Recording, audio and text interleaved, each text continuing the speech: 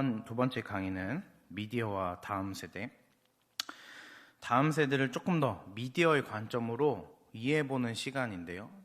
다음 세대의 어떤 철학적인 부분에 대해서, 역사적인 부분에 대해서 좀 전반적으로 조금 학문적이라고 느낄 수는 있는데 왜 그런지에 대해서 좀 다뤄보려고 합니다. 자, 한번 살펴볼게요. 먼저 성경 내용을 한번 보겠습니다. 성경 이야기. 사도행전 17장 16절을 보면 이런 말씀이 있습니다. 제가 쭉 한번 읽어드릴게요. 바울이 아덴에서 그들을 기다리다가 그 성에 우상이 가득한 것을 보고 마음에 격분하여, 자, 바울이 격분했습니다. 자, 다음. 회당에서는 유대인과 경건한 사람들과 또 장터에서는 날마다 만나는 사람들과 변론하니, 자, 다음. 어떤 에피쿠로스와 스토아 철학자들도 바울과 쟁론할세 어떤 사람들은 이르되 이 말쟁이가 무슨 말을 하고자 하느냐 하고 어떤 사람은 이르되 이방 신들을 전하는 사람인가 보다 하니 이는 바울이 예수와 부활을 전하기 때문이로라. 자, 다음. 그들을 붙들어 아레오바고로 가며 말하기를 내가 말하는 이 새로운 가르침이 무엇인지 우리가 알 수 있겠느냐. 다음. 내가 어떤 이상한 것을 우리 귀에 들려주려니 그 무슨 뜻인지 알고자 하노라 하니 모든 아덴 사람과 거기서 나그네 된 외국인들이 가장 새로운 것을 말하고 듣는 것 이외에 달리 시간을 쓰지 않음이로라. 말만 하고 듣진 않았다는 거죠. 다음. 바울이 아레바고 가운데 서서 말하되 아덴 사람들아 너희를 보니 범사에 종교심이 많도다. 다음. 내가 두루 다니며 너희가 위하는 것을 보다가 알지 못하는 신에게 라고 새긴 단도 보았으니 그런즉 너희가 알지 못하고 위하는 그것을 내가 너희에게 알게 하리라 라고 얘기합니다. 자, 다음 이미지 한번 볼게요. 자, 지금 제가 말한 성경 내용을 좀 그림으로 좀 쉽게 설명하려고 합니다. 바울이 복음을 전하러 갔는데 그리스에 아테네 신상 별의별 신상들이 다 있겠죠. 당연히 우상을 본 크리스천이 마음이 어떻습니까? 둘 중에 하나 아니겠어요? 불쌍히 여겼거나 분노했거나 하겠죠. 그런데 바울이 당연히 격분했습니다. 이들의 모습 자체가 하나님께서 기뻐하지 않은 모습이기 때문이었죠. 근데 바울이 이렇게 얘기합니다. 너희들 범사에 종교심이 많구나. 범사에 종교심이 많구나. 자, 범사에 종교심이 많도다라는 이 표현, 칭찬일까요? 욕일까요? 칭찬일까요? 욕일까요? 이것은 마치 이런 겁니다. 예를 들어 우리가 막 예배를 드리고 있어요. 주일날 본당에 나와서 예배를 드리고 있는데 갑자기 교회를 안 다니는 누군가가 들어오더니 이렇게 얘기하는 겁니다. 우리 모습을 보고 와, 정말 여러분들 이렇게 예배하는 모습을 보니, 이게 쳐들어온 거 아니라 그냥 들어와서 여러분들 예배하는 모습을 보니 정말 신앙심이 좋으시군요. 정말 신앙심이 좋아 보입니다. 이 얘기예요. 칭찬일까요? 욕일까요? 칭찬이죠. 그러니까 이들이 지금 취해 있는 이 철학적인 사상, 사조, 그리고 어떤 종교심, 이방 종교와 자신들이 가지고 있는 종교에 대한 토론과 논쟁들을 즐겨하던 문화가 있었어요. 그것에 대해 심취해서 그런 삶을 하루 종일 살고 있는 이들에게 너희들을 보니 참 종교심이 많구나라고 칭찬을 합니다. 아, 그게 무엇이 의미가 있어? 못하러 그렇게 애쓰면서 사냐? 비꼬지도 않았고, 너희들이 하고 있는 모든 것들이 우상숭배니 너희들은 다 벌받을 거야 경고하지도 않았고, 오히려 그들이 하고 있는 행동에 대하여 칭찬합니다. 참 종교심이 많으시군요. 비꼬는 게 아니에요. 그러자 그들이 뭐라고 이제 반응을 하겠어요? 왜 이방 종교를 믿는 사람이 우리의 종교 활동을 칭찬하지? 이상한데? 하며 그 사람의 말에 귀를 기울입니다. 그러자 이제 바울이 이때다 하며 이제 복음을 전하기 시작하는 거예요. 예수님에 대해서. 근데 그들이 세워놓은 신상 중에 이런 신상이 있었어요. 잘 알지 못하는 신에게. 이 신상은 왜 있을까요? 당시 그리스 로마의 어떤 종교적 문화는 다신교다 보니까 신이 정말 많아요. 근데 이들이 혹시나 자신들이 놓친 신이 있지 않겠어요? 자신들이 몰랐던 신, 혹은 신이 너무 많으니까 까먹고 만들지 못한 신, 혹여나 신들이 내려와서 막 우리들이 예배를 받아들이는데 어떤 신이 내려왔는데 야, 왜 내 신상이 없어? 라고 한다면 어우, 준비해놨습니다. 바로 여기 있습니다 하면서 보여주려고 준비한 그런 그런 신상. 네, 그게 바로 저 잘 알지 못하는 신에게라는 신상입니다. 바울이 저걸 보고 이거다 생각을 하고 이미 이제 이목을 끌었죠. 칭찬을 해서 이목을 끌었기 때문에 이걸 통해서 이제 복음에 대해서 얘기를 하죠. 너네들이 예수님에 대해서 아니? 부활에 대해서 알아? 라고 얘기를 합니다. 네. 그러자 아이들이 귀를 기울였고 복음에 대해서 듣기 시작합니다. 근데 당연히 모두가 복음을 받아들이진 않아요. 근데 이제 그냥 쭉쭉쭉 넘어갈게요. 누군가는 이렇게 궁금해합니다. 그 뭔 소리야? 그리고 이제 누군가는 복음을 듣게 되는, 사도행전에 이런 스토리가 정말 많아요. 자, 자신의 화를 통제해서 신앙심이 좋다는 칭찬으로 청중들의 거부 반응을 없앴죠. 이게 되게 중요해요. 이게 포스트 모더니즘 사회에 필요한 기독교인의 자세입니다. 네, 넘어갈게요. 자, 이제 여기 한번 봅시다. 17장 16절. 바울이 아덴에서 그들을 기다리다가 그 성에 우상이 가득한 것을 보고 어떻게 마음에 격분했답니다. 격분은 분노죠. 화난 거예요. 분노해서, 여러분 분노하면은 분노에 대한 반응이 나오길 마련이에요. 예를 들어 자식을 키우시는 부모라면 자식이 정말 누가 봐도 잘못된 행동을 하고 있어요. 그리고 하나님께서 기뻐하지 않는 모습이에요. 예를 들어 이 아이가 이게 뭘로 비유를 할까요? 어떤 걸 비유해도 조금 조심스럽지만 어쨌든 여러분 머릿속에 떠오른 뭐든 한번 상상해 보세요. 그런데 그 아이에게 뭐 칭찬까지는 아니더라도 네가 이렇게 한번 해보겠습니다. 담배를 피우고 왔어요. 우리 아이가. 우린 청소년 교사분들이시니까 담배 피우는 학생들 많잖아요. 요즘에 정말 더 많아졌다 하더라고요. 근데 우리 아들이 담배를 피우고 왔네. 이거 딱 보니까 냄새도 나고 그래요. 야, 네가 무슨 고민이 많다고 담배를 펴? 뭔데? 얘기해봐. 그러니까 일단은 혼내고 들어가는 게 아니라 너가 고민이 많구나로 접근해 가는 거죠. 그러면은 이제 뭐 아빠라면 아빠 제가 얼마나 고민이 많은데요. 뭐 이렇게 접근하지는 않겠죠. 당연히 아이들은 그렇게 반응하지는 않아요. 안 폈어요 이러겠죠. 네. 그러나 어쨌든 접근 자체를 달리하는 겁니다. 바울이 취했던 행동은 너네들이 틀렸어. 너네들은 무슨 뭐 이제 다 지옥에 갈 거야. 우상 숭배하는 이런 마귀의 자식들아 이렇게 접근하지 않았어요. 바울은 오히려 너네들 굉장히 종교심이 많구나라고 접근하며 그들이 바울의 말을 듣게 만들었습니다. 아까 본문 읽어봤지만 그들은 자신의 말을 하는 걸 좋아하지 상대방 말을 듣는 걸 좋아하지 않아요.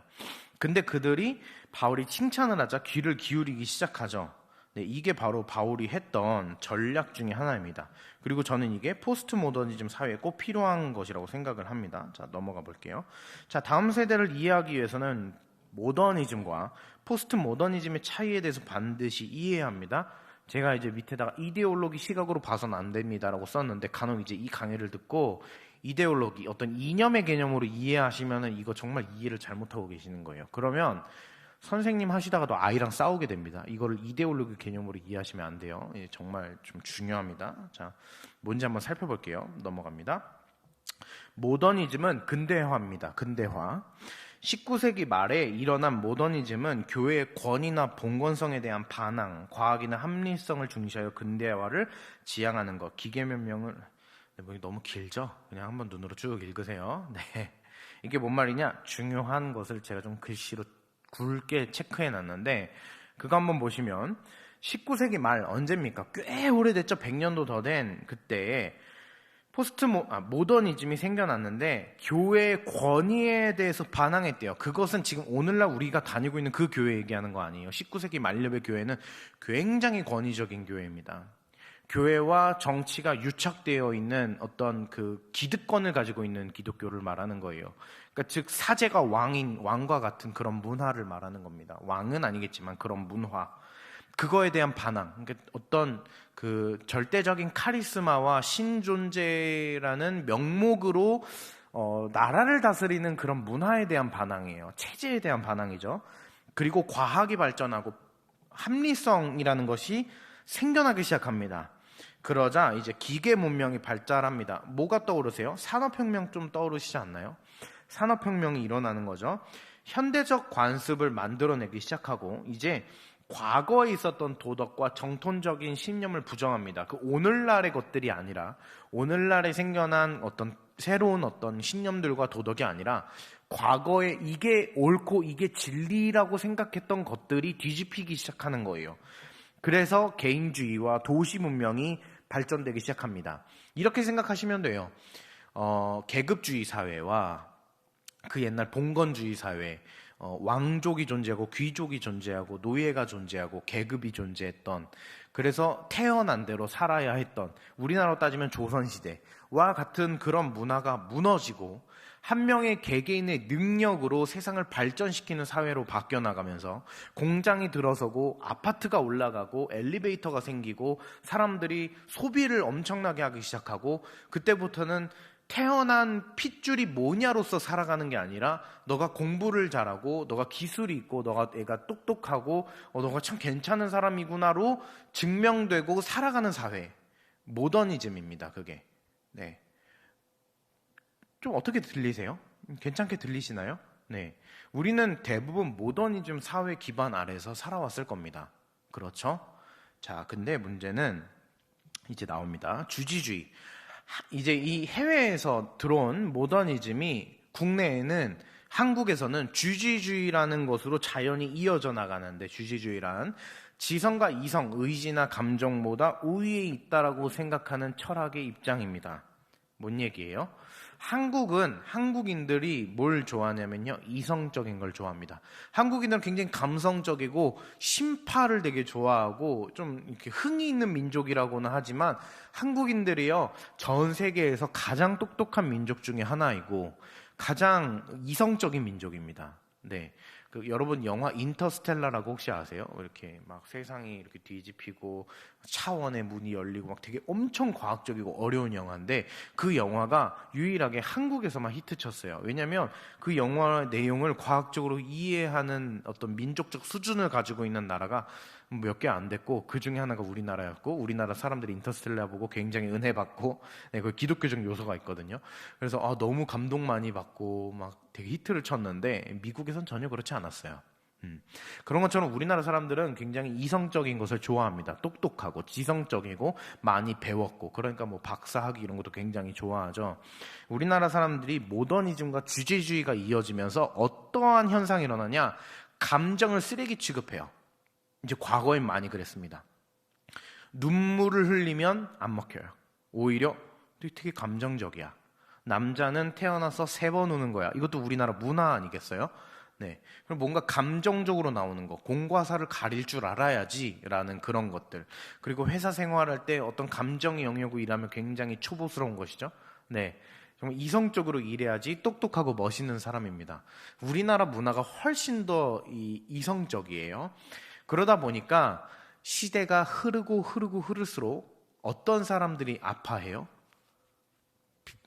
감정적인 사람이 아파합니다. 근데 여러분 정확히 말하면요, 감정적인 사람이 아픈 게 아니라 아무리 이성적인 사람도 감정적인 데미지를 받으면 아파합니다.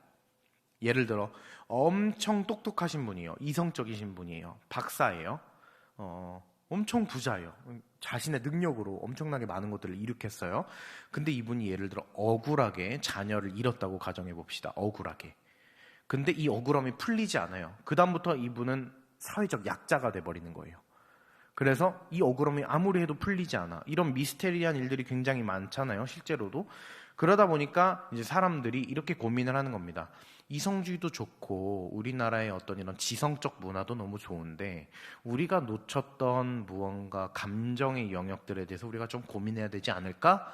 이게 우리나라의 고민이 아니라 전 세계가 고민했습니다. 그래서 나온 게 다음 페이지, 포스트 모더니즘입니다. 읽어드릴게요. 후기 근대라고 부르고 탈근대라고 부르는데 1960년대요. 꽤 오래됐죠. 네, 6.25 지나고 한 10년 정도인데, 이제 국내에 들어온 건 좀 늦게 들어왔어요. 이 운동은 미국과 프랑스를 중심으로 학생운동, 여성운동, 흑인 민권운동, 제3세기 운동 등으로 사회운동과 전위예술, 해체, 후기 구조주의 사상으로 시작되어 70년대 중반 점검에 걸쳐 오늘날에 이르러 계몽주의 이후에 서구 합리주의를 되돌아보며 하나의 논리가 서기 위해 어떻게 반대의 논리를 억압해 왔는지를 드러낸다. 이게 무슨 얘기냐? 제가 좀 최대한 쉽게 설명해 드릴게요. 이게 지금 우리 선생님들 세미나인데 이게 뭔 소린가 하실 수 있어요. 자, 1960년대에 일어난 이 인권운동. 여러분, 저는 30대인데 제가 10대 때까지만 해도 인권이라는 단어를 들어본 적이 없어요. 기억하세요? 인권이라는 단어를 언제부터 들었는지? 근데 어느 날 갑자기 인권이라는 단어가 생겼어요. 제가 이제 얘기했죠. 이거 진보냐 보수냐 좌파냐 우파냐인 이데올로기로 들으시면 안 됩니다. 역사로 들으셔야 돼요. 역사적으로 어느 순간에 갑자기 그런 개념이 생겨났습니다. 그러자 사람들이 고민하는 거예요. 나에 대해서. 나는 어떤 존재인가? 난 누구인가? 난 어떻게 살아야 되는가? 난 어디로 가고 있는가? 이게요, 우리 10대들도 다 가지고 있는 생각이에요. 포스트 모더니즘은 모더니즘을 통해 발전된 사회가 그 다음 스텝을 밟은 겁니다. 세상은 좋아졌어요. 서울 어딜 가나 엄청 좋은 아파트들로 가득합니다. 저는 가끔 강남을 테헤란로 이런 데만 가도 와 진짜 참 우리나라 좋아졌다. 저는 나이가 얼마 되지 않았는데도 과거에 비하면 되게 좋아진 것들이 보이는데 어른들 눈에는 오죽하겠어요. 근데 우리 다음 세대는 태어났더니 원래 세상이 좋았잖아요. 그러다 보니 이들은 그 다음 스텝을 밟을 수밖에 없는 겁니다. 우리 어른 세대는 야 옛날에는 엉망이었어. 야 여기가 다 허허 벌판이었어. 근데 얼마나 좋아졌냐. 그럼 그 다음 생각은 뭐예요? 참 감사하다죠. 참 감사하다. 근데 다음 세대는 태어났더니 모든 세상이 발전돼 있다 보니까 이건 당연한 거예요. 야 너네들은 당연한 거니까 그걸 몰라. 그래 니네들이 틀렸어가 아니에요. 여러분들도 태어났을 때 여러분이 태어났던 시절이 당연했듯 얘네들도 태어났더니 당연했던 시대가 있는 것뿐입니다. 그러니 이 다음 세대는 이제 다음 스텝을 밟는 거예요. 뭡니까? 나에 대해서 돌아보는 거죠. 과거에는 나에 대해서 돌아보지 않았어요. 어떻게 살았습니까? 보통 이제 어른들은 이렇게 요구를 많이 받아왔을 거예요. 저 같은 경우에도 어렸을 때 그런 요구를 받았었는데 이런 겁니다. 사람이 한번 태어났으면 특히 이제 남자들, 과거 모더니즘 사회에서는 더 그랬어요. 남자가 한번 태어났으면 나라와 민족을 위해서 헌신해야지. 가족과 가문을 위해서 살아가야지. 그러니까 한 명의 개인에 대해서 얘기하지 않았습니다. 네, 너의 희생과 헌신과 노력으로 가문이 살아나고 가문들이 살아나여 지역이 살고 지역을 통해 나라가 사는 것이다. 이거 굉장히 모더니즘적인 사상이거든요. 내 개인이 없는 거예요. 내 뼈가 으스러 문드러져도 누군가가 아니죠. 이 사회가 좋아질 수 있다면 나의 인생은 숭고한 인생이야. 이것이 모더니즘이라면 포스트 모더니즘은 이미 세상이 발전해 버렸으니 발전을 추구하는 것이 아니에요. 난 무엇을 원하는가? 난 어떤 존재인가? 난 어떤 성품을 갖고 태어났는가? 나는 무엇을 좋아하고 무엇을 싫어하고 무엇을 두려워하는가? 이런 것 자신에 대해서 고민하는 거죠. 포스트 모더니즘은 그래서 한 명의 개인에 대해서 고민하는 사상과 사조예요. 이게 생겨난 거예요. 그러다 보니 자연스럽게 이제 사람들은 개인의 인권에 대해서 변호해주고 지켜주고 살려주기 시작하는 겁니다. 이제 세상은 좋아졌기 때문에 그런 거예요. 이제 묻 어른들은 이게 배부르고 등이 따시니까 뭐 어쩌고저쩌고 얘기하실 수도 있지만 다음 세대에게는 이게 되게 당연한 순서예요. 그리고 이 친구들도 언젠가는 나이가 40대고 50대면 분명히 똑같이 그러겠죠. 요즘 애들은 뭘 몰라. 요즘 세상이 요즘에 차가 날아다니고 막 이러니까 세상이 참 좋아 보이는데 옛날에는 그래봐요. 다 걸어 다녔어. 이렇게 될 수도 있는 거예요. 알 수가 없잖아요. 그러니까 우리는 다 반복되는 시대에서 살고 있습니다. 그러다 보니 이제 우리 다음 세대들은 요 정도밖에 생각할 수는 없는 거예요. 이 포스트 모더니즘은 결국에는 우리가 생각했던 이 합리주의를 되돌아보는 겁니다. 합리주의가 뭐예요?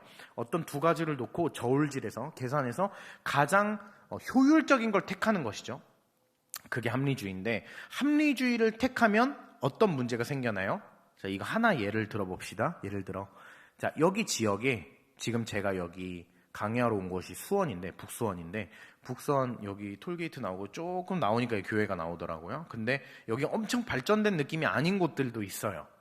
근데 여기를 발전시키면, 자, 이제 계산기 두들겨 보는 거죠. 합리주의가 계산 두들겨 보는 겁니다.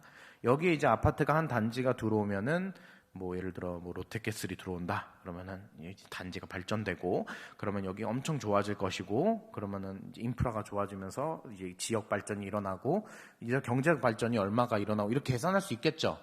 근데 이 지역에 이미 살고 있는 토박이들은 그거에 대해서 피해를 보는 겁니다. 나가기 싫은데? 난 지금 우리 집이 좋고 우리 지역이 좋았는데 왜 자꾸 우리를 쫓아내려고 하지? 이런 문제들이 생겨나죠. 이제 그러면 보상받으려고 계속 버티고 있는 거야. 뭐 이런 얘기도 나오고. 어쨌든 어떤 게 옳고 그르냐의 문제가 아니에요. 포스트 모더니즘이 왜 생겨났느냐에 대한 예시예요. 그러다 보니까 그 포스트 모더니즘이라는 것은 결국에는 누군가 발전을 위해서는 누군가의 희생이 따른다라는 거예요. 엄청나게 멋있는 건물이 올라가고 엄청나게 좋은 산업이 발전했을 땐 누군가의 노동이 들어가고, 노동을 한 사람들에 의하여 발전되는 그 이면에는 누군가의 피 흘림이 있을 수도 있고 누군가의 아픔이 있을 수도 있고 억울함이 있을 수도 있다라는 거예요. 그것이 학교도 마찬가지고 그것이 회사도 마찬가지입니다. 그 산업 발전에만 있는 얘기는 아니겠죠. 세상에 어디든 사람들이 모인 곳에는 누구나 다 합리적인 선택을 하고 싶어 하는데, 민주주의의 어떤 문제라고 굳이 짚는다면 다수가 결정하는 것에 소수는 그저 반대하더라도 따라가죠. 포스트 모더니즘은 이런 거예요. 거기에서 한번 고민해 보자라는 거죠. 네. 혹시 이 부분을 또 이제 뭐 오해하진 않으셨으면 좋겠어요. 어쨌든 포스트 모더니즘은 조금 더 좋아지는 사회를 만들기 위해 누군가를 억압했다면 그 억압에 대해서 한번 돌아봐야 되지 않을까라는 얘기입니다. 그러자 우리나라에서 이제 어느 순간에 방송 매체에서 뭐 홍석천이 나와서 저 사실 게이예요 나오기도 하고, 그 전에는 하류수라는 사람도 나왔었죠. 그때까지만 해도 한국이 엄청 발칵 뒤집혔었어요. 기억나실 거예요. 그때는 받아들일 수 없었어요. 근데 지금은 뭐 그런 게 없습니다. 전혀 없어요. 네, 이제는 너무 당연해졌죠. 그리고 이제 어떤 그런 젠더적인 감성들이 어떤 콘텐츠에도 다 녹아들어져 있습니다. 그러다 보니까 사람들이 이제는 포스트 모더니즘이 이런 거야라고 뭔가 정의 내리거나 뭐 구별 짓거나 하지 않아요. 왜냐하면 이제는 어른 세대들도 다 그런 콘텐츠에 익숙해지셨거든요. 이게 나쁘거나 좋거나에 대한 얘기가 아닙니다. 부정할 수 없이 우리는 포스트 모더니즘 세상에 살고 있다는 얘기예요. 자, 이게 지금 어떤 얘기를 하고 있느냐? 자, 이건 넘어갈게요. 자, 이걸 한번 봅시다. 예수님은 하나님이시다. 우리가 이제 복음을 전한다고 가정을 했을 때 누군가에게 복음을 이렇게 전합니다. 그러면 모더니즘 사회는 이렇게 질문했어요. 예수님이 하나님이라고? 예수님은 그 역사에 있는 그냥 인물 아니야? 그게 진짜인지 가짜인지 증명해봐. 이게 모더니즘이에요. 진리에 대해서 궁금해합니다. 이제 팩트가 중요한 거예요, 모더니즘은. 근데 포스트 모더니즘은 뭐냐면 관심이 없어요. 그래? 그건 네 생각이고 난 그렇게 생각 안 해. 이러면 끝이에요, 포스트 모더니즘은. 과거에는 존중, 배려라는 키워드가 엄청 많이 등장하지 않았거든요. 제가 10대 때까지만 해도. 선생님들은 더 그렇게 느낄 거예요. 근데 요즘에는 배려와 이해와 존중이 엄청 중요한 사회의 키워드죠. 그게 존재하지 않고서는 사회생활을 할 수 없죠. 포스트 모더니즘은 그래서 이렇게 반응을 하는 겁니다. 너 이렇게 나한테 강요하는 이유가 뭐야? 너 어디서 나왔어? 너 어디 출신이야? 이렇게 되는 겁니다. 그러니까 방어적인 태도가 좀 다르죠. 모더니즘은 싸워요. 논쟁을 해야 됩니다. 포스트 모더니즘은 그것을 받아들이기 전에 너의 존재가 뭐냐에 대해서 질문해요. 이거 좀 이해가 되셔야 됩니다. 자, 다시.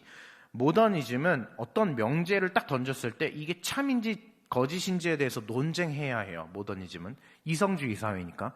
근데 포스트 모더니즘은 명제를 던지면 명제를 던진 사람에 대해서 궁금해요. 너의 존재가 무엇이냐. 자, 조금 더 들으면 이해되실 거예요. 넘어가 볼게요. 자, 왜 기독교를 싫어할까? 왜 다음 세대가 특히 기독교를 싫어하거든요. 왜 기독교를 싫어할까? 기독교가 모더니즘적이라서 그래요. 자, 읽어볼게요. 다음 세대 포스트 모더니즘은 기독교의 진리를 거부한다기보다 자신들을 틀렸다라고 말하는 기독교적 독선에 대한 거부와 그 독선을 구성하고 지배하는 도구마에 대한 해체를 요구하는 것이다. 너무 어려운 얘기인데, 자, 이 얘기를 아주 쉽게 한번 풀어보겠습니다. 자, 이건 어떤 학자가 썼냐면 제가 쓴 글이에요. 제가 쓴 글인데, 자, 분해해서 설명드릴게요. 다음 세대, 포스트 모더니즘적인 다음 세대는 기독교의 진리를 거부하는 게 아니에요. 저 옛날에 이제 신학 배우고 할 때는 포스트 모더니즘을 복음을 전하는데 방해되는 도구라고 배웠거든요. 그건 맞아요. 복음을 전하는데 굉장히 힘들어졌어요. 뭐 때문에? 포스트 모더니즘 때문에. 맞는 말이에요. 근데 포스트 모더니즘이 진리를 해체하는 철학적 기반을 가지고 있어요. 그거 맞아요. 근데 포스트 모더니즘의 영향을 받은 다음 세대가 진리를 거부하는 건 아니에요. 포스트 모더니즘의 태동은 하나의 획일화되어 있는 진리를 거부하는 건 맞아요. 근데 포스트 모더니즘의 사회를 살고 있는 우리 젊은이들은 진리를 거부하는 건 아니에요. 뭘 거부하냐? 이게 진리야 라고 강요하는 사람들이 어떤 사람들인지를 관찰해요. 자, 다시 앞에 걸로 갈게요. 과거에 복음을 전하려고 하면 그게 참인지 거짓인지 증명해봐 라고 말했죠. 제가 어렸을 때만 해도 노방전도를 가면 벤치에 앉아서 복음에 대해서 대화가 가능했어요. 길을 가다가 누구를 붙들고 예수님에 대해서 잠깐 들어보실래요? 하면 실제로 듣는 사람이 있었어요. 그런데 포스트 모더니즘은 누구세요? 저한테 왜 이러세요? 이렇게 반응하는 거죠. 그 존재에 대해서 궁금해하는 거예요. 자, 다시 넘어갈게요. 앞으로 갑시다. 포스트 모더니즘적인 다음 세대는 진리를 거부하는 게 아니에요. 진리를 전하는 그 사람에 대해서 생각해요. 넌 어떤 존재야? 넌 뭐야? 자, 어른들은 이렇게 말씀하세요. 누군가가 기업인이 잘못을 했어요. 그러면 어른들은 이렇게 말합니다. 그 잘못을 했더라도 그 기업인이 이러이런 거를 잘했기 때문에 합리주의적이죠. 합리적이란 게 뭐예요? 이 둘 중에 하나를 합리적으로 계산해서 좋은 걸 효율적인 걸 택한다가 합리적인 거잖아요. 그 기업인이 잘못했더라도 그 기업인은 굉장히 많은 성과를 냈어. 그러니까 그 죄는 좀 덮어주자. 이게 모더니즘이죠. 그 사람에 대해서 집중하는 게 아니라 그 사람의 효율성과 합리성에 대해서 생각하는 거예요. 근데 포스트 모더니즘적인 다음 세대는 그렇게 생각하지 않아요. 어떻게 생각하냐? 그건 상관없고 그 사람이 누구야? 그 사람은 어떤 사람이야? 사람에 대해서 집중합니다. 이제 그래서 다음 세대가 우리 윗세대, 저보다 윗세대보다 어떤 포인트에서 대화가 안 되시는지 좀 이해가 되실 거예요. 그래서 기독교 어른들의 특징을 보니 그들은 진리를 믿는다 하면서 우리들을 틀렸다고 말해. 틀렸다고 말하는 것을 넘어서 독선적이야. 독재적이고 독선적이야. 그래서 기독교인들은 다 독재적이야. 너무 싫어. 그래서 기독교인들이 독선적인 걸 보니 어쩌면 기독교의 가르침은 독선적인 가르침인가 봐. 도그마에 대한 해체가 뭐냐면 도그마 밑에 제가 가로치고 도그마는 이성의 비판이 허용되지 않는 신자가 무조건적으로 믿어야 되는 교리라고 얘기했죠. 그러니 이렇게 생각하는 겁니다. 기독교인들이 저렇게 독선적인 이유는 성경 혹은 교리가 그렇게 가르치기 때문인 것 같아. 그렇다면 교리와 성경이 틀린 거야. 저런 태도는 좋은 태도가 아니니까. 이해되시죠? 자, 다시 한번 봅시다. 자, 좀 지루할 수 있어요. 근데 좀 반복해야 되는 것은 다음 세대를 이해하는데 되게 중요한 키기 때문입니다. 다음 세대 포스트 모더니즘은 기독교의 진리를 거부하는 게 아니에요. 그들의 독선적인 태도가 싫은 겁니다. 독선적인 태도가 싫고 싫다 보면 그게 누적되어서 결국에는 뭘 외치게 돼요? 기독교가 해체돼야 된다고 생각하는 거예요. 기독교를 이루고 있는 성경의 가르침을 의심하게 되는 거예요. 우리가 믿고 있고 우리가 따르는 교리와 어떤 성경적 가르침, 목사님들의 설교가 잘못되었기 때문에 기독교인들이 독선적이라고 느끼는 거예요. 기독교인들의 독선적인 태도가 그런 것들 때문이라고 느끼는 거예요. 그러니 그것이 다 잘못됐다고 느끼는 거죠. 교회를 다니지 않는 사람들은 대부분 이렇게 생각합니다. 이제 좀 이해가 되셨으면 좋겠어요. 그래서 기독교를 싫어하는 사람들에 대해서 여러분 이해하셔야 됩니다. 그들이 우리를 적대시하는 이유는 우리가 독선적인 태도를 취했기 때문이에요. 그러면 독선적인 태도가 무엇이 잘못됐냐? 길이요 진리요 생명은 예수님밖에 없지 않냐? 맞죠. 정말 맞는 말입니다. 저도 부정 없이 딱 그 부분은 무조건 올곧게 태도를 취해요. 문제는 뭐냐면, 자, 우리가 처음에 봤던 바울의 태도는 어땠습니까? 우리가 처음에 말씀으로 봤던 바울의 태도는 어땠어요? 바울이 그리스 로마로 가서 우상을 섬기는 자들에게 너네들 우상을 섬기는 거 그거 다 잘못된 거야. 하나님께서 우상을 섬기면 다 진멸하신다 그랬어. 너네들 유황불이 떨어질 거야. 그렇게 하지 않고 바울은 오히려 와, 너네들 정말 종교심이 대단해. 그렇게 말하자 그들과 대화를 시작할 수 있었어요. 포스트 모더니즘 시대의 복음을 전하는 태도는 바로 이와 같아야 합니다. 포스트 모더니즘 시대의 모더니즘적 방법으로 복음을 전하는 것은 마치 강남역 한복판에서 예수천국 불신족 티켓을 들고 복음을 전하는 사람들과 똑같은 태도로 복음을 전하는 거예요. 네, 우리가 혹여나 그런 마음과 태도가 있다면 분명히 그것은 아이들이 많이 느끼고 있을 거예요. 그러니 겉으로는 네, 선생님 안녕하세요 하고 한 주간 잘 지냈니? 그럼 네, 잘 지냈어요 라고 하지만 속으로는 선생님께 내 생각을 내비치면 선생님은 내 생각을 틀렸다 말하기에 난 내 생각을 내비치지 않을 거야 라고 생각을 합니다. 그러니 아이들이 학교에서의 모습과 교회에서의 모습이 엄청 이질감이 큰 거예요. 보통 그 선생님들이나 부모님들이 우리 아이는 그런 아이가 아니에요 하는데 학교에서 막 문제가 생기거나 아니면 내가 보지 못하는 아이의 모습을 SNS를 통해서 와, 내 딸이 저렇게 논다고? 충격에 휩싸인 부모들 제가 가끔 보는데 그 이유는 뭐냐면 대체적으로 그런 부모님들은 아이에게 틀렸다라고 독선적으로 말하는 편이기 때문에 아이가 자신의 본 모습을 더 숨깁니다.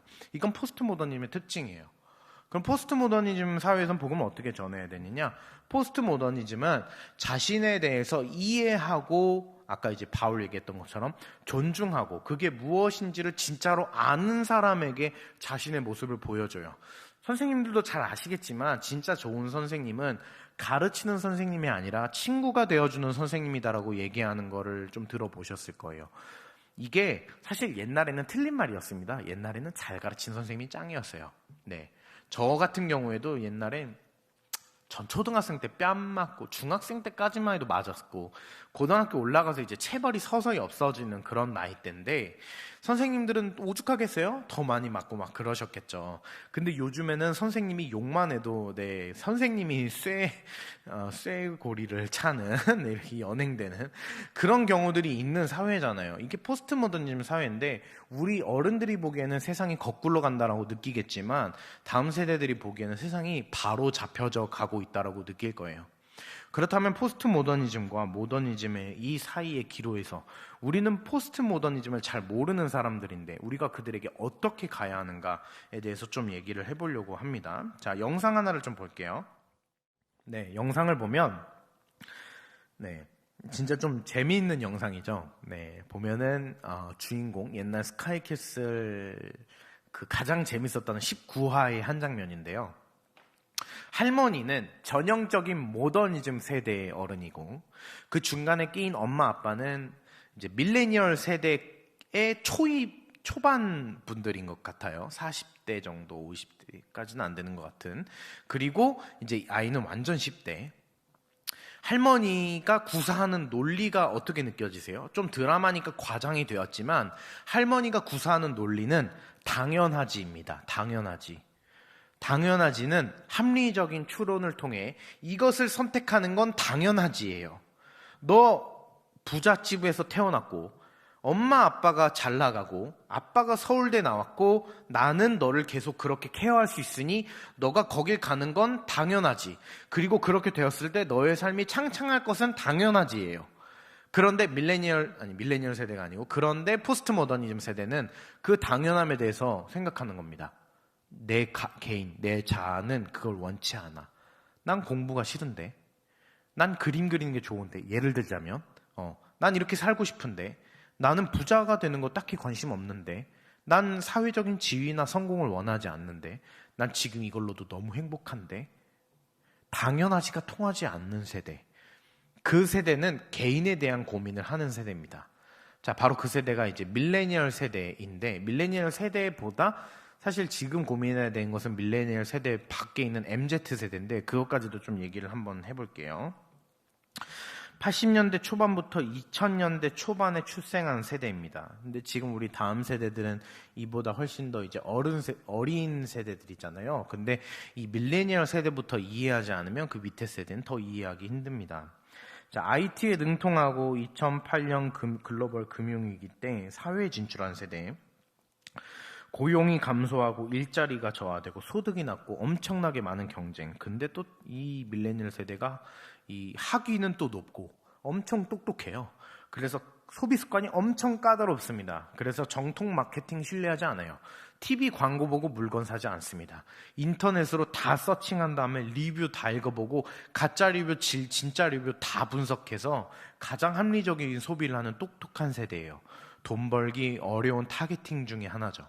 근데 이 밀레니얼 세대보다 똑똑한 게 바로 이 밑에 세대 MZ 세대예요. 네, 이 MZ 세대가 이제 여러분들이 대상하고 있는 청소년들과 그리고 이제 또 나이가 올라가서 청소년으로 올라와야 할 이 초딩들 세대들이 더 무서운 세대입니다. 자, 스마트폰 사용에 대해서 윗세대는 당연히 부정적이죠. 네, 너무 당연한 얘기죠. 근데 이 밀레니얼 세대를 기점으로 밑에 세대들은 스마트폰 사용이 평범하고 일상적입니다. 네, 이건 그냥 넘어갈게요. 이 얘기 한번 할게요.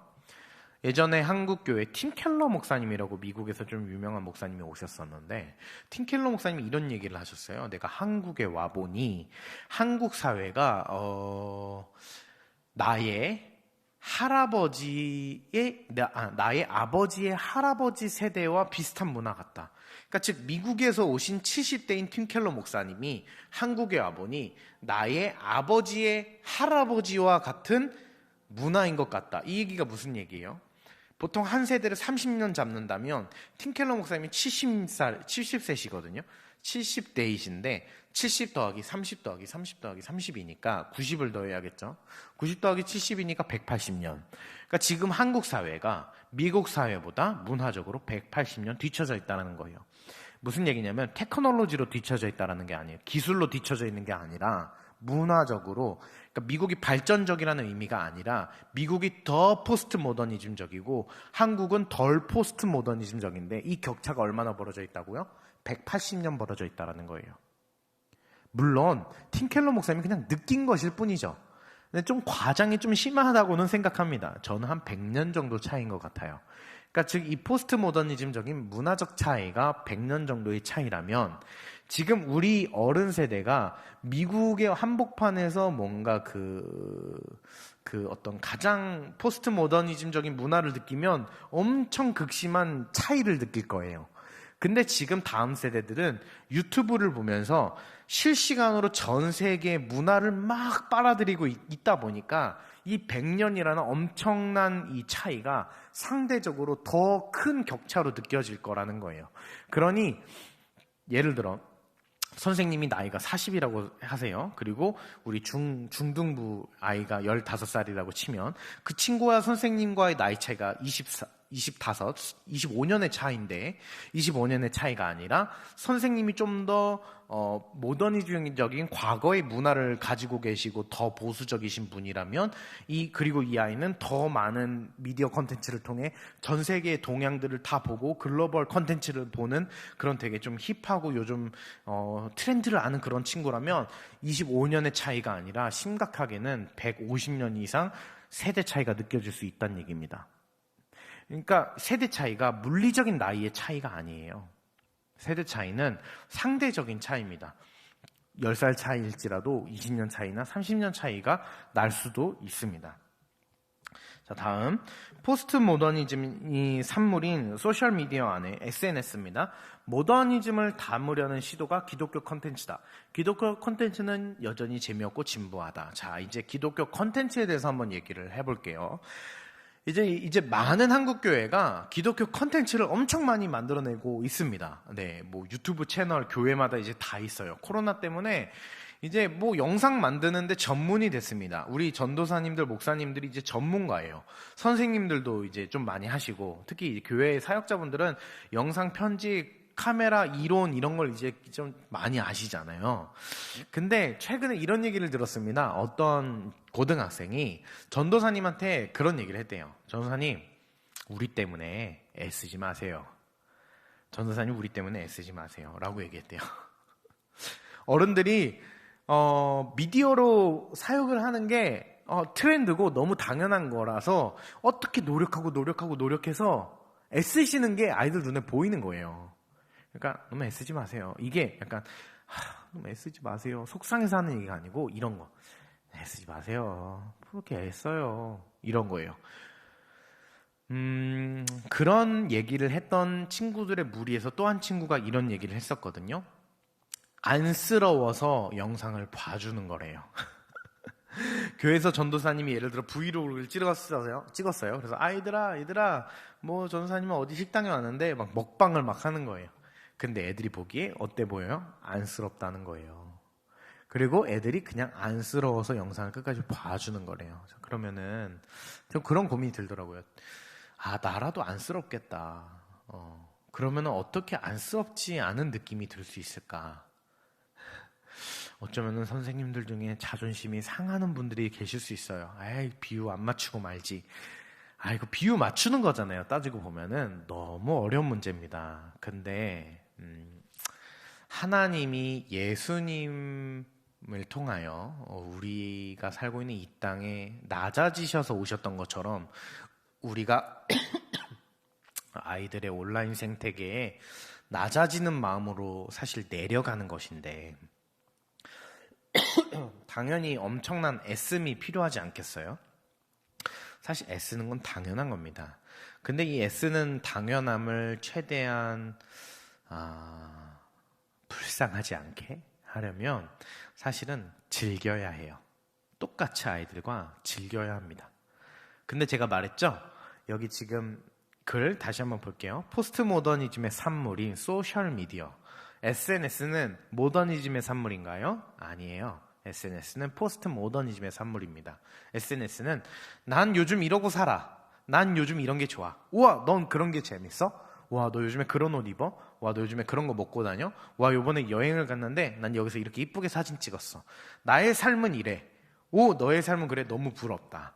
개인에 대해서 존중하고 이해하고 생각하고 소통하는 소셜미디어는 모더니즘의 산물이 아닌 포스트 모더니즘의 산물입니다. 근데 기독교는 대체적으로 모더니즘적입니다. 왜냐하면 기독교는 정답은 하나야. 다른 건 다 틀렸어. 그건 성경적이지 않아. 너네들 그렇게 살면 안 돼. 이렇게 살아야 돼. 이게 정답이야. 대체적으로 설교가 그렇죠. 그러니 이건 하나님이 기뻐하시는 거 이렇게 해야만 해. 이건 모더니즘적일까요? 포스트 모더니즘적일까요? 이건 모더니즘적입니다. 그런데 포스트 모더니즘인 산물인 소셜미디어에 모더니즘의 열매를 담으면 이게 될까요? 안 될까요? 이게 잘 안 퍼집니다. 그러면 어떻게 해야 될까요? 제 얘기는 진리는 하나야를 거부하라는 얘기가 아닙니다. 접근 방식을 모더니즘을 이해하는 방식으로 접근해야 되는 거예요.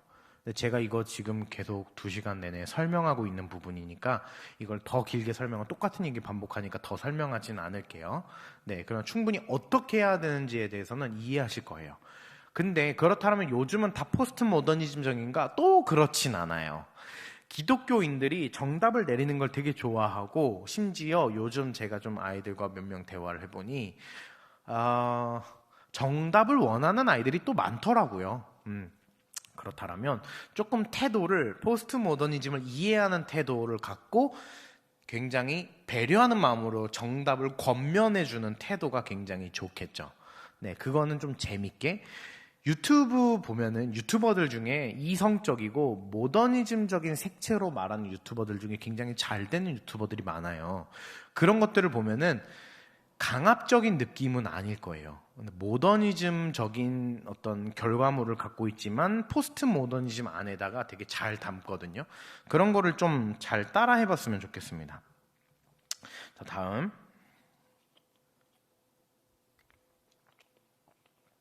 나는 아이들과 SNS 미디어를 통해서 어떤 소통을 할 것인가. 방법과 전략보다 이해가 수용이 더 중요하다. 같은 얘기죠. 넘어갈게요. 다음 세대를 이해해주는 이전 세대. 논리와 이성적인 판단, 대안과 해답과 결론을 주는 것이 있고, 소통과 감정적인 공유는 공감하고 이해하고 수용하는 것이 있다. 어떤 것이 더 좋겠느냐? 어떤 것이 더 좋은 건 없습니다. 둘 다 필요해요. 근데 다만 요즘에는 조금 두 번째 거, 소통과 감정 공유를 통해 공감과 이해 수용을 만들어내는 게 조금 더 필요합니다. 공감하고 이해하고 수용해 준다고 해서 진리를 포기하는 건 절대 아니거든요. 진리를 전하는 순서가 달라진 거예요.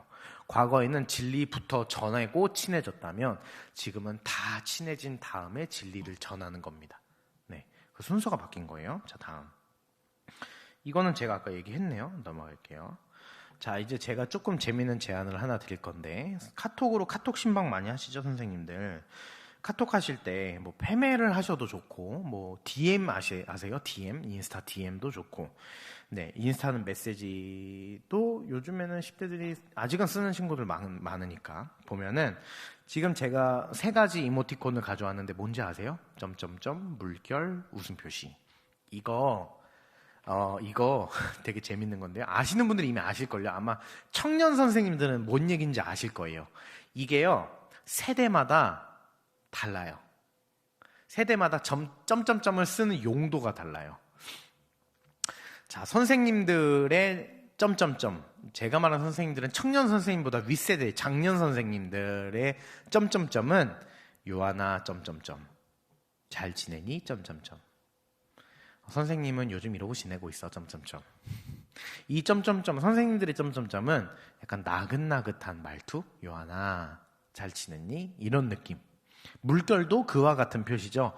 근데 이 다음 세대들에게 점점점은요, 매우 심각한 겁니다. 어떨 때냐? 싸울 때. 아니면 정말 오랫동안 갈등을 겪은 친구와 장문으로 막 썰전을 하거나 아니면은 풀거나 아니면은 연인 커플끼리 싸워서 안 좋은 감정을 드러낼 때 쓰는 용법입니다. 그러니 카톡 보내실 때 요하나 점점점을 하고 띄워놓으면 아이들이 긴장해요. 요하나가 아니고 요하나 이렇게 느낀다고요. 요하나 너 뭐 하는 거야? 장난해? 이런 거예요. 점점점. 그러니까 이 다음 세대에게 점점점은 좋지 않습니다. 네.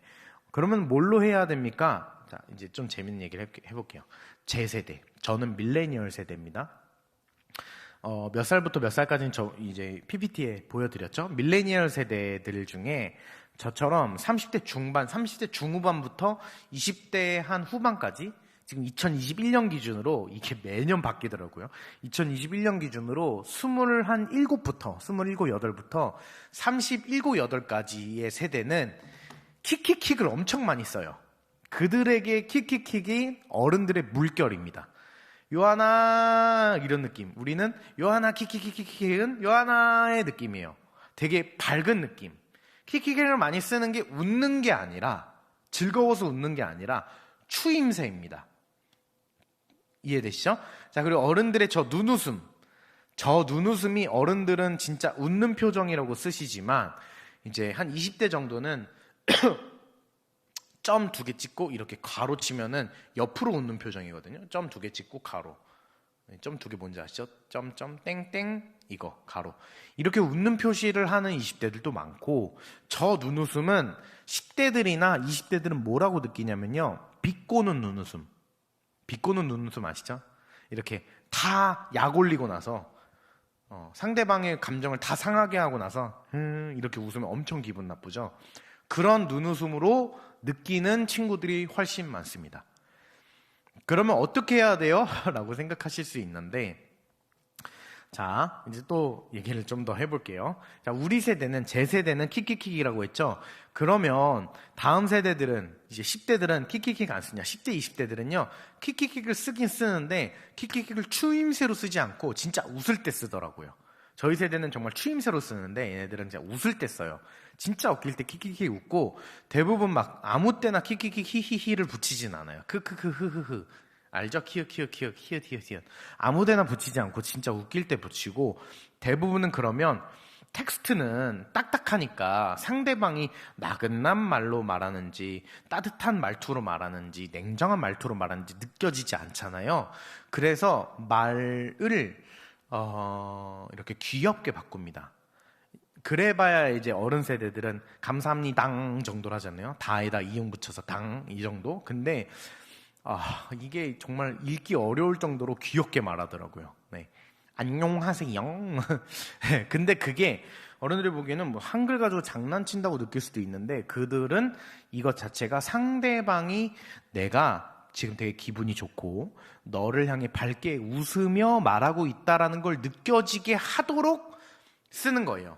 저희 세대는 그렇게 느껴지도록 쓰는 용법이 키키킥을 막 남발하는 거였다면 어른들은 그렇게 느껴지도록 하는 용법이 점점점 물결이었다면 우리 10대나 혹은 20대 초반들은 말투를 귀엽게 함으로 상대방과 대화할 때 나 지금 되게 너랑 기분 좋게 얼굴 웃으면서 카톡하고 있어.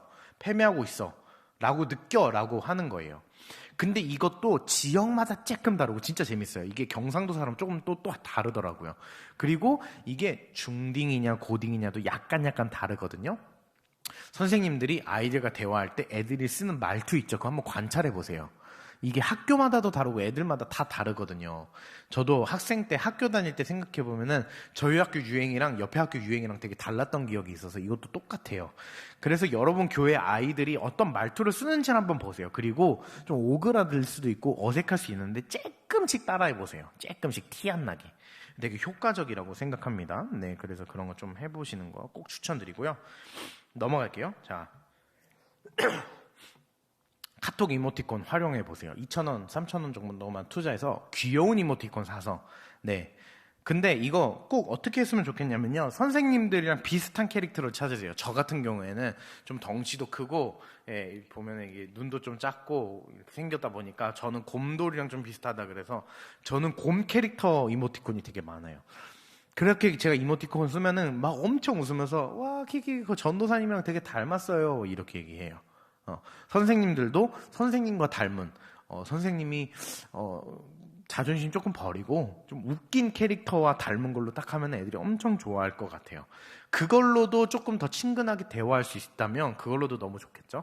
그러나 그 캐릭터 막 너무 남발하진 마시고. 자, 그때 밑에 보면은 지송, 감사, 인정, 괜찮, 리얼, 이거 지금 이거 써놨는데 이거 지금 제가 엄청 레벨 1짜리 갖고 온 거예요. 지송, 감사, 이거는 20대, 30대, 40대까지도 알고 이건 필요 없고 리얼, 이응, 그 다음에 이거 리얼, 이거 진짜야. 이거 말고도 엄청나게 많은데 저도 익숙치 않은 게 되게 많거든요. 이거 한번 애들한테 물어보세요. 이거 뭐야? 야, 요즘 너네들이 생각하는 신박한 초성어 한번 알려줘. 얘네들은 요런 걸로 대화해요. 신학교 때 히브리어가 이렇게 돼 있거든요. 모음이 없어가지고. 근데 요즘 애들은 요걸로 해석하는 걸 되게 재밌어 하는데 요것도 트렌드 좀 바뀌고 있습니다. 좀 트렌드가 바뀌고는 있는데 아직까지는 애들이 아직도 이런 거 엄청 많이 쓴다. 좀 이해를 해주시면 좋을 것 같아요. 자, 이제 컨텐츠 얘기도 한번 해볼게요. 우리 교회에서는 스마트폰으로 촬영해서 편집해서 컨텐츠를 만드는데 문제는 뭐냐? 모든 교회들이 컨텐츠를 따라합니다. 네, 제 유튜브를 보면서 이 교회 저 교회 영상들을 보니까 잘 된데 이게 잘 먹혀 하면은 교회들이 엄청 따라해요. 좋은 현상이 아닙니다. 자, 유튜브를 보면요. 유튜브는 따라해서 잘 되는 것보다 자신의 캐릭터를 잘 살려서 무언가를 만들어낸 유튜버들이 성공하는 확률이 훨씬 높아요. 포맷은 따라할 수 있어요. 네, 마이크를 놓고 말한다. 혹은 셀카를 찍으며 브이로그를 찍는다. 이런 엄청 큰 틀은 똑같을 수 있는데 거기서 나는 어떠한 캐릭터를 갖고 어떠한 유행어를 만들고 어떻게 재밌게 소통하는지에 대해서는 각자의 개성이 필요하거든요. 근데 그거를 너무 많은 교회들이 똑같이 비슷하게 구사하고 있는 것 같아요. 요즘 코로나 터지고 더 그런 것 같은데 그렇게 하지 마시고 각 교회마다 컨셉이 있을 거예요. 그 컨셉이 어떤 컨셉이냐면 우리 교회는 이런 문화가 있습니다. 우리 교회는 이런 걸 좋아합니다. 예를 들어 제가 봤던 교회들 중에 되게 특이한 교회 중에 하나는 우리 교회는 매주 이렇게 맛있는 다과와 요리를 해 먹는데 식당이 되게 잘 돼 있더라고요. 그런 교회는 뭐 그걸 살리면 되겠죠. 요리의 영상을 만들어도 되고 먹방을 해도 되고 아이들 불러서 이거 맛 어때? 하면서 재밌게 하면 되죠. 그 교회만의 컨셉이라는 게 존재하다 보니까 그런 걸 꼭 살렸으면 좋겠습니다. 네. 다음, 교회마다 적용될 정확한 대안은 없다. 소통, 공감, 이해, 수용을 통해서 아이들이 자발적이고 자생적으로 만들어가는 생태계를 구성해 주어야 된다. 자, 이게 무슨 말이냐면요. 아이들은 요즘에 이제 아무나 영상 만들 줄 알고 편집할 줄 알고 컨텐츠 만들 줄 알거든요. 정말 진짜 잘해요. 근데 얘네들이 그런 걸 마음껏 만들 공간이 별로 없어요. 근데 저 같은 경우에도 저도 컨텐츠를 만드는 사람인데 생각보다 장소 찾기가 힘들어요. 근데 교회만한 장소는 정말 우리나라에 없어요. 어딜 가든 허가받아야 되고 어딜 가든 허락받아야 되는데 교회는 내가 이 교회 출석하는 학생이라면 친구 데리고 와서 유튜브 스튜디오 하나 조그맣게 만들어 놓고 그런 거 해주면 엄청 좋아할 거예요. 이런 거 시도하는 교회 저 아직은 많이 못 봤거든요. 근데 꼭 했으면 좋겠는데 아이들은 자발적으로 자생적으로 아이들이 만들어가는 생태계를 판만 깔아주세요.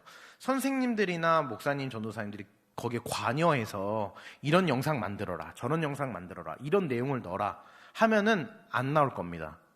막 돈 1,000만 원 들여놓고 관여를 하면 아이들이 처음에 나오다가도 안 할 거예요. 그럼 100이면 100 왠지 아시잖아요. 제가 여태까지 강의 동안 했던 내용이기도 하고 교회 중에 뭐 예를 들어 코로나 때문에 요즘 교회도 더 횡하잖아요. 어떤 공간 하나를 다 비우시고 거기에다가 너무 돈 많이 들이지 마시고 그냥 이렇게 뽁뽁이 같은 거 계란판 같은 거 그런 거 싹 둘러신 다음에 마이크도 너무 비싼 거 하지 마시고 그런 마이크 하나도 해놓고 그냥 카메라도 영상에 좀 좋은 카메라 네 제가 뭐 추천해드리면 좋을 텐데 네 지금은 이제 무언가 어떤 모델을 말하기는 어려워요. 근데 어쨌든 좀 가성비 좋은 카메라 그런 거 하나 하셔가지고 컨텐츠를 만들 수 있는 환경을 만들어주는 거예요. 컴퓨터도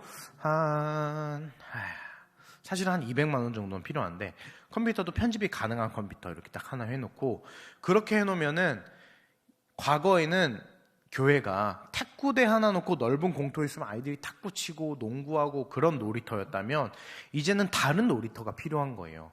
야, 우리 교회 오면은 유튜브 만들 수 있는 모든 장비가 다 있어. 놀러 와. 그러면 놀러 오는 거죠. 저 청소년 때만 해도 탁구 치고 농구하고 축구하고 교회 드럼 있고 건반 있고 기타 있으니까 교회에서 찬양팀 하는 게 너무 행복해서 학교 끝나고 학원 끝나고 교회 와서 애들이랑 놀고 그랬거든요. 근데 그 놀이터를 이제 컨텐츠를 만들 수 있는 놀이터를 만드는 교회가 아직은 많이 없어요. 그래서 저는 이거 한번 좀 예산 아깝다고 느끼지 마시고 오히려 아이들이 처음에 그거 잘 해나가면은 나중에 분명히 도움이 될 거고 만약에 그거 아이들이 잘 하다가 안 되더라도 그거 어른들이 그대로 잘 쓰시면 돼요.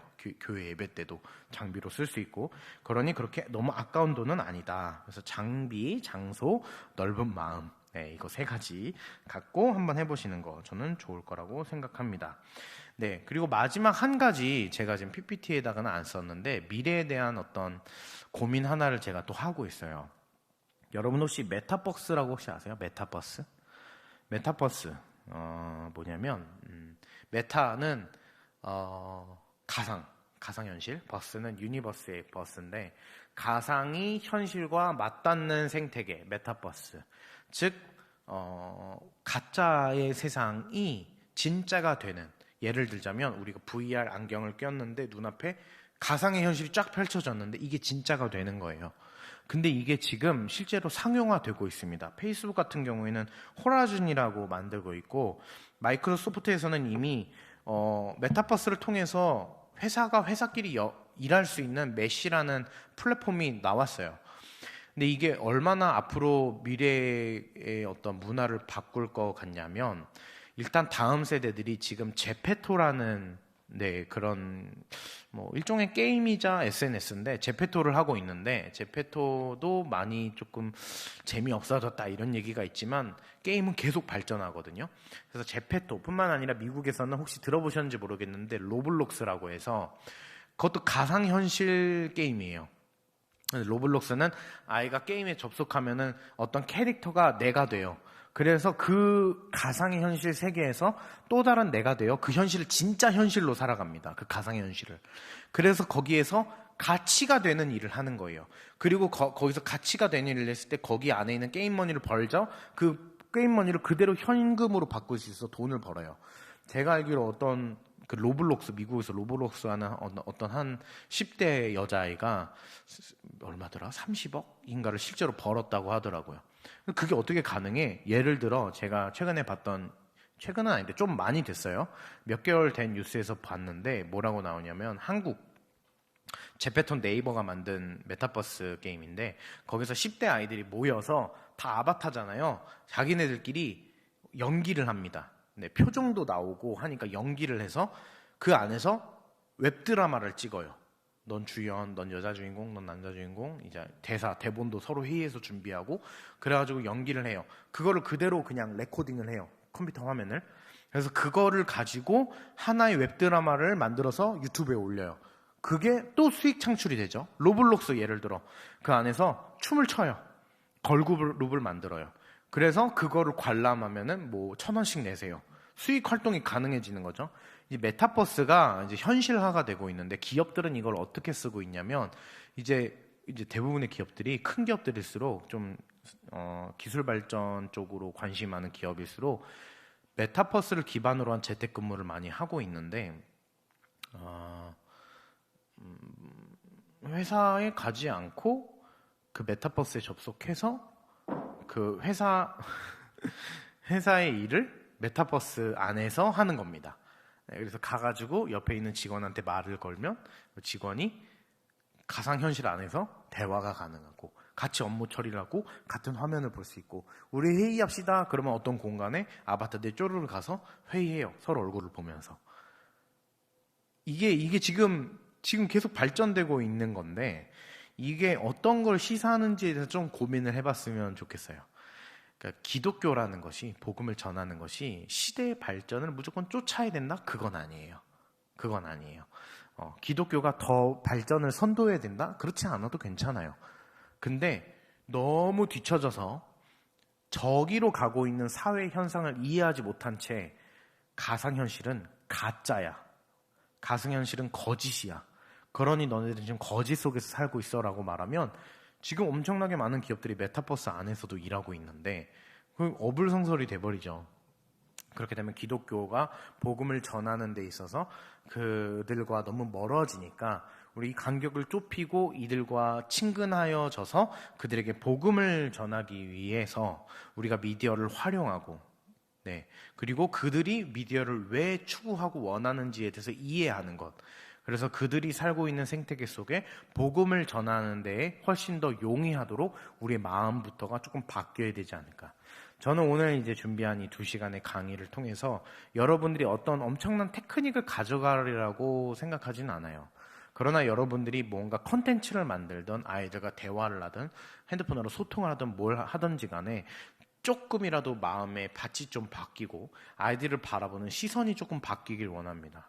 네, 그것들을 통해서 아이들이 조금이라도 선생님들과 좋은 대화들을 해나간다면 하나님의 마음을 좀 더 알아가지 않을까? 선생님들의 입을 통해서 전해지는 복음을 통해 하나님을 더 사랑하게 되지 않을까? 그리고 교회 아이들이 교회를 떠나는 것이 아니라 우리 교회 선생님 너무 사랑이 많으시고 나 진짜 너무 좋아.